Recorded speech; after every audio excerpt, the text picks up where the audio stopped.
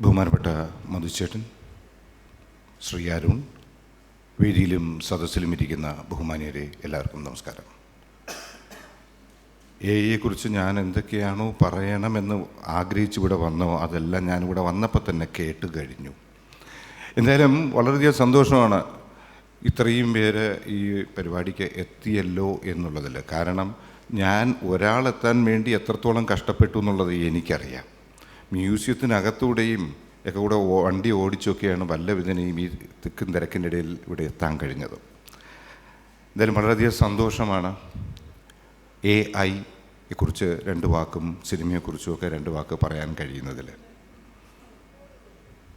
ഏതാണ്ട് ഞാൻ മനസ്സിലാക്കുന്നത് 1950 ശ്രീ ജോൺ മെക്കാർത്തി ഇത്തരത്തിലുള്ള ഒരു വേർഡ് തന്നെ കോയിൻ ചെയ്തത്. AI, artificial intelligence. 1950 കോയിൻ ചെയ്ത ഒരു വാക്കിനെ സംബന്ധിച്ചിടത്തോളം ഏതാണ്ട് 75 വർഷങ്ങൾക്ക് ശേഷവും നമ്മൾ വളരെ സജീവമായി ഈ അടുത്ത കാലത്താണ് കൂടുതൽ സംസാരിക്കാൻ കഴിഞ്ഞത് എന്നത് മനസ്സിലാക്കുന്നു. AI എന്ന് പറയുമ്പോൾ തന്നെ ആർട്ടിഫിഷ്യൽ, അത് കൃത്രിമം ആദ്യമേ തന്നെ അദ്ദേഹം തന്നെ അന്നേ ഇട്ടതാണ്. കൃത്രിമമാണ്. കുന്നംകുളമാണോ എന്ന് ചോദിച്ചാൽ കുന്നംകുളമല്ല, എന്നാലും കൃത്രിമമാണ്. അതിന് every technology has it's on merit and demerits. എന്ത് ടെക്നോളജി ആയിക്കോട്ടെ. AI ഇപ്പം മെഡിക്കൽ രംഗത്തും വളരെ സജീവമായി വരുന്നു എന്നുള്ളത് നമുക്കെല്ലാവർക്കും അറിയാം. എന്നാൽ മനസ്സിലാക്കേണ്ട ഏറ്റവും പ്രധാനപ്പെട്ടൊരു കാര്യം, മെഡിക്കൽ സയൻസിൽ അനാറ്റമിയിലുമെല്ലാം ഏറ്റവും കൂടുതൽ പഠിപ്പിക്കുന്നത് തന്നെ ഓരോ മനുഷ്യൻ്റെയും ശരീരഘടനയിൽ മാറ്റമില്ലെങ്കിലും പ്രതികരണശേഷിയിൽ ഒരുപാട് മാറ്റങ്ങളുണ്ട്. ഒരു ഡോളോ 650 കഴിക്കുന്ന ഒരാളിന് പെട്ടെന്ന് പനി കുറയുന്നത് പോലെ മറ്റൊരാളിന് കുറയണമെന്നില്ല. ഇത് മനസ്സിലാക്കാനും AI-ക്ക് പതുക്കെ കഴിയും എന്നാണ് സാങ്കേതികപരമായി പറയുന്നത്. ഇനിയും സാങ്കേതികത്വത്തെയോ അല്ലെങ്കിൽ ടെക്നോളജിയെക്കുറിച്ച് കുറ്റപ്പെടുത്തുകയോ മോശമായി പറഞ്ഞോ ഞാനൊരു പഴഞ്ചനായി മാറുമെന്നുള്ളത് കൊണ്ടും ഞാനത് പറയാൻ ആഗ്രഹിക്കുന്നുമില്ല. നമ്മൾക്ക് കൊച്ചിലെ we know that the mid-18th, 19th and the 20th century is the period of all kinds of invention, discoveries and explorations.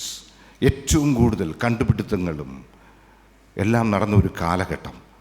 ആ കാലഘട്ടത്തിൽ നിന്നും പതുക്കെ മാറി 1950ഓളം AI എന്ന ടെക്നോളജി വന്നെങ്കിലും അതിനുശേഷം പോയ 1969 പോയ ചന്ദ്രനിൽ പോയ മനുഷ്യനെയാണ് നമ്മൾ കൂടുതലും ഫോക്കസ് ചെയ്യുന്നതെന്നുള്ള ഒരു യാഥാർത്ഥ്യം ഒരിക്കലും മറക്കാൻ കഴിയില്ല. സിനിമയിലേക്ക് വരുമ്പോൾ നമുക്ക് അറിയാവുന്ന ഒരു കാര്യമാണ്, ഒരുപാട് തരത്തിലുള്ള മാറ്റങ്ങൾ വന്നുകൊണ്ടിരിക്കുന്നു. നേരത്തെ പ്രേമേട്ടൻ പറഞ്ഞതുപോലെ നിശബ്ദ സിനിമകളിൽ നിന്നും ഇന്ന് ഏറ്റവും അവസാനമായി കാണാൻ കഴിയുന്ന OTT പ്ലാറ്റ്ഫോം വരെ വന്ന് നിൽക്കുന്ന രീതിയിലുള്ള സാങ്കേതികമായി സിനിമ വളർന്നുകൊണ്ടിരിക്കുന്നു. സിനിമയിൽ സ്ക്രിപ്റ്റ് റൈറ്റിംഗ് മുതലാണ് ഈ തരത്തിലുള്ള മാറ്റങ്ങൾ കാണാൻ കഴിയുന്നത്. ഒരു കഥാപാത്രത്തെ എങ്ങനെ വേണമെന്ന് നമ്മൾ അങ്ങോട്ട് ഫീഡ് ചെയ്താൽ തിരിച്ച് കഥയായി തന്നെ തിരിച്ചു വരുന്ന ഒരു രീതി AI വഴി കാണാൻ കഴിയുന്നു. ഇതെല്ലാം ടെക്നോളജിക്കൽ ഡെവലപ്മെൻ്റ് ആണെങ്കിലും how can be mingle with the mental attitude of A person എന്നുള്ളതാണ് ഏറ്റവും പ്രധാനം. ടെക്നോളജി ഒരിക്കലും മോശമാണെന്നുള്ള അഭിപ്രായം എനിക്കില്ല. അറ്റോമിക് എനർജി എന്ന് പറയുന്നത് ഏറ്റവും നല്ലത് തന്നെയാണ്, we need it. But atom bomb വേണോ എന്നുള്ളതിനെക്കുറിച്ചാണ് ചിന്ത. Merit and demerit of technology, it's very very important. സിനിമയെ സംബന്ധിച്ചിടത്തോളം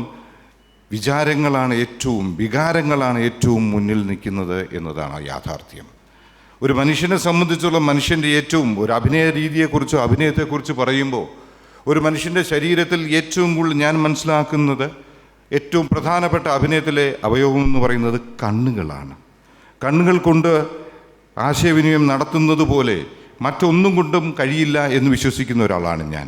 ശ്രീ അടൂർ ഗോപാലകൃഷ്ണൻ്റെ ആദ്യത്തെ ഡോക്യുമെൻ്ററി തന്നെ ദ മിത്ത് എന്ന് പറയുന്ന എൻ്റെ അച്ഛൻ്റെ 2 കണ്ണുകൾ മാത്രമായിരുന്നു 1.5 മിനിറ്റ് ദൈർഘ്യമുള്ള മോൺട്രി അവാർഡ് ലഭിച്ച ഡോക്യുമെൻ്ററി. അന്ന് മുതലും ഞാൻ എപ്പോഴും അഭിനയത്തെക്കുറിച്ച് വളരെ സൂക്ഷ്മതയോടെ നോക്കുന്ന ഞാൻ മനസ്സിലാക്കുന്നതാണ് കണ്ണുകൾ. അത്രത്തോളം സൂക്ഷ്മതയോടെ കണ്ണുകളുടെ വികാരം എന്ന് പറയുന്നത് നമ്മൾ പ്ലെയിനായി കാണുന്ന കണ്ണുകളാണെങ്കിൽ പോലും ഒരുപാട് അർത്ഥങ്ങൾ ഒരു നോട്ടത്തിലൂടെ.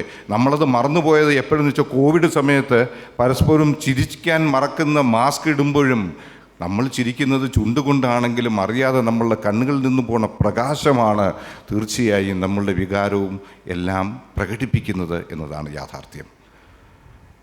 അത്തരത്തിൽ ചെയ്യാൻ AI എന്ന് പറയുന്ന ടെക്നോളജിക്ക് എത്രത്തോളം കഴിയുമെന്നുള്ളതാണ്. നമ്മളുടെ മനസ്സിനെ കാണിക്കുന്നതാണ് നമ്മളുടെ അഭിനയം എന്ന് പറയുന്നത്. Technological development is never a worse, but it is needed only when it is to be applied എന്നുള്ളതാണ്. എവിടെയാണോ ആവശ്യം അവിടെ മാത്രം പ്രയോഗപ്പെടുത്തേണ്ടതാണ് ടെക്നോളജി. അല്ലാതെ എല്ലായിടത്തും നമുക്ക് ഉപയോഗിക്കാൻ പറ്റുന്ന ഒരു കാര്യമല്ല. മനുഷ്യൻ തന്നെയല്ലേ ഭസ്മാസുരന് വരം കൊടുത്തതുപോലെ ആകുമോ എന്നൊരു സംശയമാണ് ഇപ്പോൾ. ഒരു ഫോൺ കയ്യിൽ വെച്ചിട്ട് നമ്മൾ എന്തിനെക്കുറിച്ച് സംസാരിച്ചാലും പിന്നെ ഞാൻ കഴിഞ്ഞ 2-3 ദിവസം മുമ്പേ ഫോൺ പോക്കറ്റ് ഇട്ടിട്ട് വീട്ടിലൊരു AC ചീത്തയാകുന്നതിനെ മാറ്റുന്നതിനെക്കുറിച്ച് സംസാരിച്ച് കുറച്ച് കഴിഞ്ഞാൽ ആൾ പോയിട്ട് ഞാൻ തുറന്നപ്പോൾ ആയിരക്കണക്കിന് ACകളുടെ അഡ്വർടൈസ്മെൻറ്റ്സാണ് എൻ്റെ ഫോണിൽ കാണാൻ കഴിഞ്ഞത്. AI പ്രത്യേകത എന്തിനും AI നമ്മൾ ജീവിതത്തിലെ എല്ലാ കാര്യങ്ങളിലും AI ഒരു പ്രസൻസ് കാണാൻ കഴിയുന്നു എന്നുള്ളതാണ്. സിനിമയെ സംബന്ധിച്ചിടത്തോളം നമുക്കെല്ലാവർക്കും അറിയാം, അമേരിക്കയിലൊക്കെ വലിയ വിപ്ലവവും ബഹളവും എല്ലാം കഴിഞ്ഞ് നിൽക്കുകയാണിപ്പോൾ. മലയാള സിനിമാ രംഗത്തേക്കൊന്നും സജീവമായി വന്നിട്ടില്ല. എന്നാൽ മലയാള സിനിമകളിലും ഇതെല്ലാം ഇത് ഉപയോഗിച്ച് തുടങ്ങിയിട്ടുണ്ട്. പുലിമുരുകൻ സിനിമയ്ക്കകത്ത് AI അല്ലെങ്കിൽ പോലും CG ആണ് ഉപയോഗിച്ചിരിക്കുന്നത് പുലിയെ കാണിക്കാൻ. ഞാനൊരു സിനിമ പ്രൊഡ്യൂസ് ചെയ്തായിരുന്നു ഒരു 6-7 വർഷം മുമ്പേ. അതിനുശേഷം ഇപ്പോൾ പിന്നെ ഇതുവരെ ചെയ്യാതെ നിൽക്കുകയാണ്. കാരണം അതിനകത്ത് ഒരു ആനയുണ്ട്, കുറച്ച് ആടുകളുണ്ട്, പട്ടിയുണ്ട്. സെൻസർ ബോർഡ് അംഗീകാരം തരില്ല, ഒരു കാരണവശാലും അംഗീകാരം തരില്ല. അതിൻ്റെ പുറകിലുള്ള ഒരുപാട് കാര്യങ്ങളുണ്ട്. അതിനുവേണ്ടി ഞാൻ ഒരുപാട് കാര്യങ്ങൾ ചെയ്യേണ്ടി വന്നിട്ടുണ്ട്. അതൊന്നും ഈ വേദിയിൽ പറയാൻ പറ്റുന്ന കാര്യങ്ങളല്ല. കാരണം ഞാൻ ചെയ്തതും തെറ്റാണെന്ന് നിങ്ങളും പറയും. ചെയ്യേണ്ടി വന്നു. സെൻസർ ബോർഡിൽ നിന്നും സർട്ടിഫിക്കറ്റ് കിട്ടി. ഇനിയിപ്പോൾ AI വന്നു കഴിഞ്ഞാൽ അത്തരത്തിലെ കാര്യങ്ങളും പ്രവണതകളൊന്നും വേണ്ടി വരില്ല എന്ന് നമുക്ക് വിശ്വസിക്കാം. എങ്കിലും അതൊക്കെ ഒരു പൂർണ്ണതയിലേക്ക് എത്തുമോ എന്നുള്ളതാണ്. മനുഷ്യൻ ചിന്തിക്കുന്നത് പോലെ ഒരാൾ നല്ല വിവരമുണ്ട്, നന്നായിട്ട് വായിക്കും, പക്ഷെ ഒന്നും പ്രകടിപ്പിക്കില്ല എന്ന് പറയുന്നതാണ് പലപ്പോഴും മനുഷ്യനിൽ ഉണ്ടാകുന്നൊരു ദോഷം. AIക്ക് നേരെ തിരിച്ചാണ്. എന്തും പ്രകടിപ്പിക്കും, പച്ചയ്ക്ക് അങ്ങ് പറയുകയാണ് AI ഏറ്റവും വലിയ പ്രത്യേകത. പലപ്പോഴും നമ്മൾ മനുഷ്യർക്ക് പലവർക്കും പറ്റുന്ന ഒരുപാട് വിവരങ്ങളാണ്. നന്നായിട്ട് അദ്ദേഹം വായിക്കുകയൊക്കെ ചെയ്യും, നന്നായിട്ട് എല്ലാം അറിയാം, പക്ഷെ ഒന്നും ആർക്കും ഗുണമില്ല. ഇത് പറയുമ്പോഴാണ് നമുക്കറിയാവുന്ന എന്ത് കാര്യം whatever we know when it is convey to the others അന്ന് മാത്രമേ പ്രയോജനമുള്ളൂ. അവിടെയാണ് AI ഗുണം. AIക്ക് എന്തറിയാമോ അത് നമ്മൾ തുറന്നാൽ അപ്പം കാണിച്ചു തരിക. അതാണ് അതിൻ്റെ ഏറ്റവും വലിയൊരു പ്രത്യേകത നമുക്ക് കാണാൻ കഴിയുന്നത്.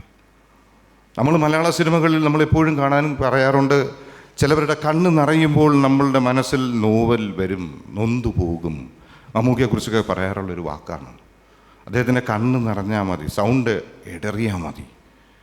അത്തരത്തിലെ വിചാരങ്ങളോ അല്ലെങ്കിൽ അത്തരത്തിൽ നമ്മളെ മനസ്സിനകത്തേക്ക് പോകുന്ന രീതിയിലുള്ള പ്രകടനങ്ങൾ കാഴ്ചവെക്കാൻ AI നിർമ്മിതമാണ്. ആ വാക്കിൽ തന്നെയുണ്ട്. AI നിർമ്മിതമായ കഥാപാത്രങ്ങൾക്കോ സിനിമകൾക്കോ രചനകൾക്കോ ക്യാമറകൾക്കോ കഴിയുമോ എന്നുള്ളതാണ്. ടൈറ്റാനിക് എന്ന് പറഞ്ഞ സിനിമ നമ്മൾ ഈ AI വരുന്നതിന് മുമ്പിലൊക്കെ AI ഉണ്ടെങ്കിൽ പോലും നമുക്കറിയാം അതിൻ്റെ പോസ്റ്റ് പ്രൊഡക്ഷൻസ് കഴിഞ്ഞിട്ട് അതിന് ശേഷം എല്ലാം കഴിഞ്ഞ് അതിൻ്റെ സാങ്കേതികമായ എങ്ങനെ ഷൂട്ട് ചെയ്തു എന്ന് കാണിച്ചപ്പോൾ നമ്മളെല്ലാവരും അന്തം വിട്ടുപോയി. ഒരു ചെറിയൊരു കുളം പോലെ ഉണ്ടാക്കി അതിനകത്ത് പലപ്പോഴും പല കാര്യങ്ങളും ഷൂട്ട് ചെയ്തിട്ടുള്ളൊരു സിനിമയാണ്. നമ്മൾ ഇരുന്ന് കണ്ണ് ചിമ്മാതെ നമ്മൾ ഏറ്റവും മനസ്സ് നൊന്തിരുന്ന് കണ്ട ടൈറ്റാനിക്, നിശബ്ദതയോടെ നമ്മളിരുന്ന് കണ്ട ടൈറ്റാനിക്. അപ്പോൾ സിനിമ എന്ന് പറയുന്ന വ്യവസായത്തിൻ്റെ ഏറ്റവും വലിയ പ്രത്യേകത തന്നെ നല്ല വെളിച്ചത്തിൽ ഷൂട്ട് ചെയ്യുകയും നല്ല ഇരുട്ടത്ത് കാണിക്കുകയും ചെയ്യുന്ന ഒരു പ്രത്യേകതമായ ഒരു മീഡിയയാണ്. അതേ കള്ളത്തനം, അതിനകത്ത് ഇനിയും കള്ളത്തനമോ വരും, ഇനിയും വന്നേക്കാം. അതാണ് AI ഏറ്റവും വലിയൊരു പ്രത്യേകത എന്ന് പറയുന്നത്.